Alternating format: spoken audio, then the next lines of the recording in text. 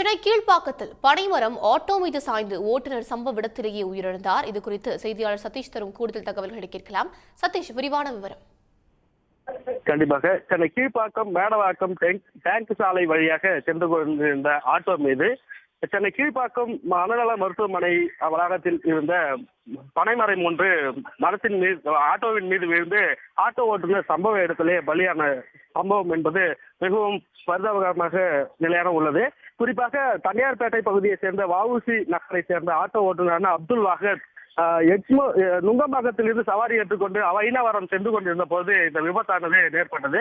இதன் காரணமாக சம்பவ இடத்திலேயே அப்துல் வாகத் உயிரிழந்தார். இந்த சம்பவம் மிகவும் பரிதாபகரமான நிலையாக உள்ளது.